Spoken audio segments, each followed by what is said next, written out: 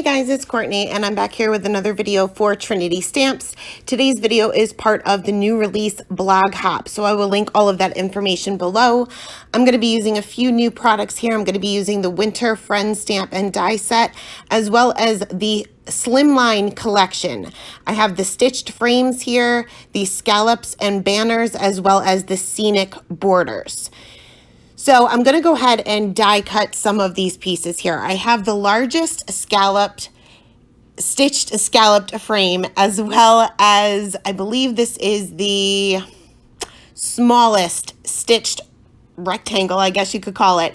And you can see that it fits nicely inside that scalloped frame, and this will actually create a frame for our card. I'm also going to go ahead and die cut the largest stitched rectangle, which is basically just going to be my main card panel that I kind of do all my ink blending on. And then I'm going to take that snow. You can use this as grass, I guess, or land, but in this case, we're going to use it as snow. So I'm going to go ahead and run that through my Gemini, and these are all of the pieces that we have. Now I have that smaller stitched rectangle, but that I'm not going to actually use for this card, but I'm going to save it for another project. So this is kind of be how it's going to be put together.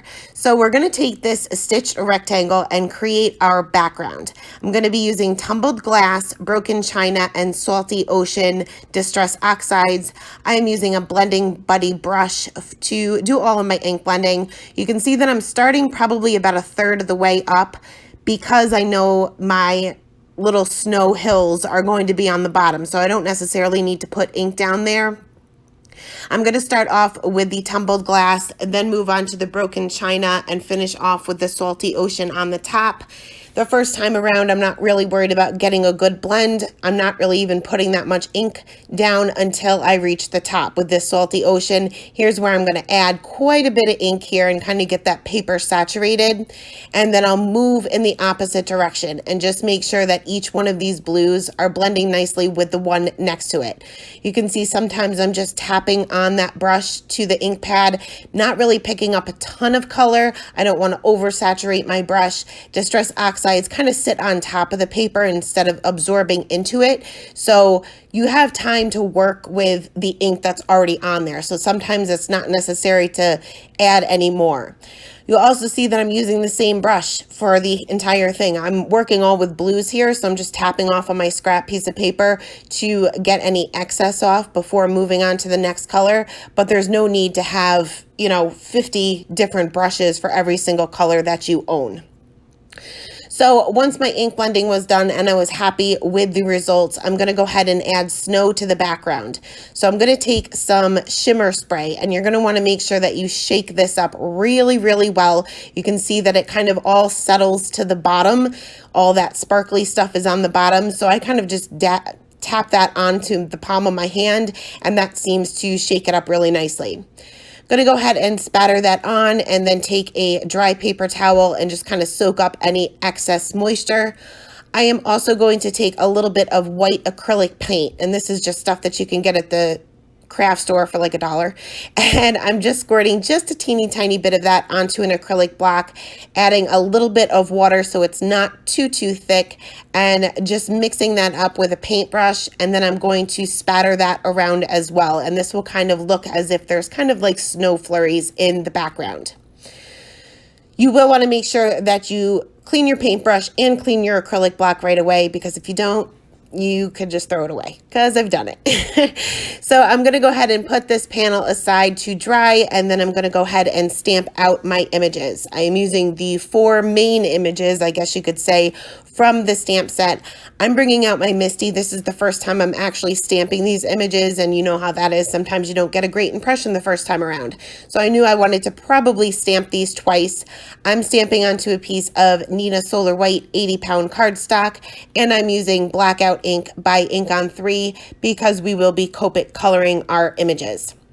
And I'm also going to be die cutting these, so you can see that I've left enough space in between the images to fit those die cuts later on.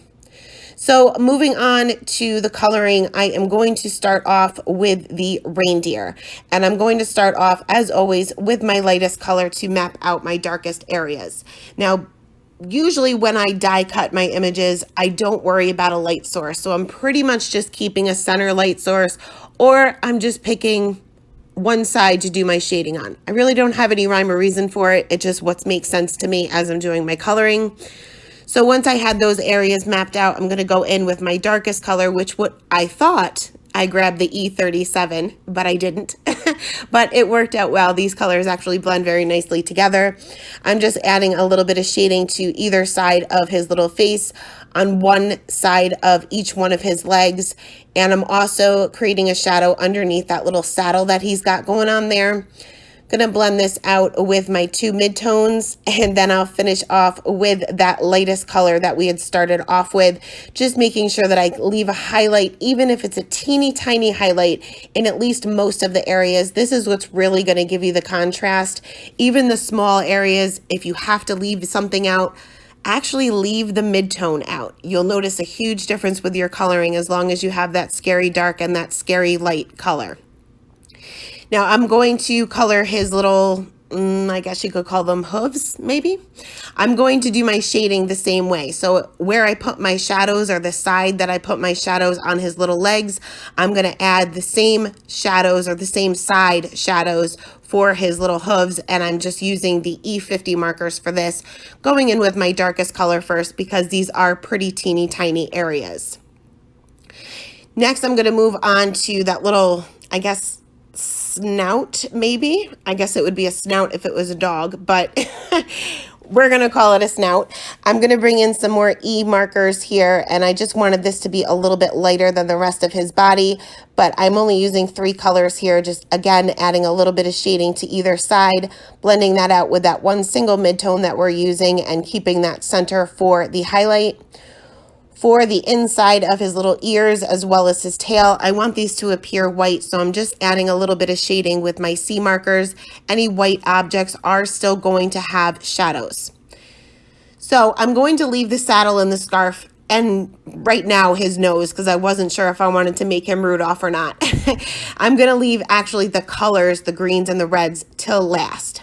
I'm going to move on to this moose, and I'm pretty much coloring him as far as the shadows and highlights go the same as I did for the reindeer. I'm just using the E50 markers because I don't want him to be the same exact color as my reindeer. But I am starting off with that lightest color to map out those darkest areas, once again on either side of his little face, and also where his one antler is kind of in front of the rest of his body. That's also going to cast a shadow, but it's not directly up against it. So it's not going to be a really drastic or really dramatic shadow. So I'm not going to go in with my darkest color for that shadow. I'm going to save that for my midtone, so it's not too drastic. Blending these areas out with the E57, and this is where I'll add that little bit of a shadow from that antler. Next, moving on to the E55, extending these areas out even further, and you can see that I'm left with a very teeny tiny highlight on his legs.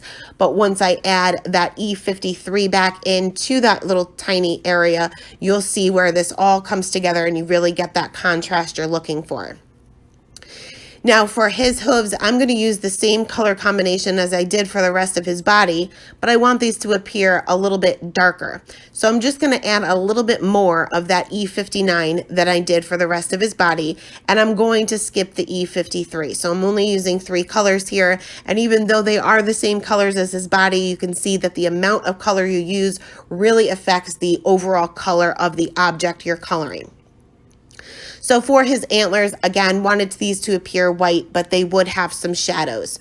So I'm just going in with a C5, C3, and a C1, and then I'll finish off with a C00, just so that they're not completely white, and I can blend those other C markers out just a little bit. Next, moving on to the penguin, I'm going to go right in with my darkest color because grays tend to blend very easy. I feel comfortable enough to go in with that darkest color first. I'm just going to add a little bit of shadows to his little, I don't know whether they'd be wings or fins or maybe a mixture of both, but I'm going to add a little bit of shadowing underneath those. I'm not doing any shading on either side of his face because it is such a teeny tiny area. I also wanted to add a little bit of shading where the white areas would be underneath his hat and his scarf. Again, all white objects still have shadows. Now the W1 is the lightest warm gray I have, so I'm going to go in with a colorless blender just so that the difference between the white paper and the W1 isn't so drastic. It will kind of make it more of a seamless blend. I'm going to add a little bit of shadow to this next bird, and I think this is supposed to be a parrot, but at this point in the game, I wasn't sure how I wanted to color him. So I'm only starting with the white areas and then figured once I get all the other colors added, I can kind of figure out what I'm going to do with the rest of him. So next we're going to move on to the green combination, and I'm not going to show you all of the coloring for the greens and the reds because I use the same color combination for all 4 images. But I'm going to start off with the little saddle here, and again just adding a little bit of shading to either side, and every other stripe, I guess you could call it, on his scarf is also going to be green. And again, I'm just randomly picking a side and adding that scary dark color. Blending that out a little bit with the 2 midtones, and again, the little stripes on the scarf is tiny area, but I still want to make sure that even the slightest little flick of that scary dark and that scary light is really going to make that difference. So again, I went in with the same green combination for the entire thing. Same thing for this scarf. Again, just picked a side to add that shadowing to, and just keeping that highlight very tiny but noticeable enough. So once all my greens were done, we're going to move on to the red combination that I used, and again making sure that I have that scary dark color as well as a pretty light color. The R22 is more pink than red. So I'm just going to saturate the paper a little bit to get my colors to blend a little bit easier, and I'm going to go in with that scary dark red and just add one single little line. Then blend that out with the 2 mid-tone reds, and then finish off with that R22, which is more of a pink color for that highlight area, and you can see the amount of contrast you get. This is definitely my favorite red combination to use. So once all of that was done, I'm going to go ahead and color in the little beaks and the feet of this one little bird here. And I decided that I'm going to color his hat red, so I didn't want his body to be red. Normally a parrot would have a lot of red to it, and I didn't want to do that. And I actually didn't even want to add a different green in. So I decided to color him the same way as I colored the penguin. So we're going to call him a penguin too. And if he's not a penguin, it's my card. He can be a penguin if I want him to be. That's what's great about this. So I'm going to add my shading the same way as the first penguin, with just a little bit of shading to the base of his wings. He actually does have wings, not fins. So once all of my coloring was done, I am going to use the coordinating dies to die cut all of these pieces out, and we are going to go ahead and assemble the card. So this is obviously going to be a long card, and the measurement of my card base is going to be 8.5 by 4 3/4. I'm going to go ahead and glue this main panel down first. It probably would have been easier to cut my little snowbank down to the correct length first, but I didn't. I glued this flat down to my card base. Then I decided to glue my little snowbank there, or my snow hills, directly to that frame. That way I knew exactly how much I needed to snip off so that it fits inside the frame, doesn't hang off the side, or can be seen in the center of it. So I'm using Tombow Mono Multi Glue. I prefer to use a wet glue because it does give me a couple of seconds to kind of move things around as I need to. Just making sure that this fits nicely, and I'm going to just kind of arrange my images or my die cut pieces just to make sure that they're going to fit the way I want them to fit. So I'm going to take my foam tape and I'm going to layer the back of this frame and this snowbank or these snow hills completely. I want this to be popped up over my ink blended panel here, so I'm going to cover the entire thing with my foam tape all these little teeny tiny pieces that you have to kind of snip off, save them because we will use them for our images. And even if we don't use them for this card, we can use them for another card. Never throw away the foam tape. So once all of this was lined up, I'm going to go ahead and remove the backing to all of my foam tape and very carefully line that up directly over my ink blended panel here. You want to make sure that you're going nice and slow because once it's down, and you don't want that ink blended panel to kind of be sticking out the sides. So once again, I'm going to go ahead and line up my little images here. And the sentiment I'm going to be using is about snowflakes. So of course, even though we have a flurry going on in the background, I did want to add some individual snowflakes to the background. The stamp set does have several different snowflakes, and I want them to be subtle. I don't want them to stand out too much, but I want them to be there.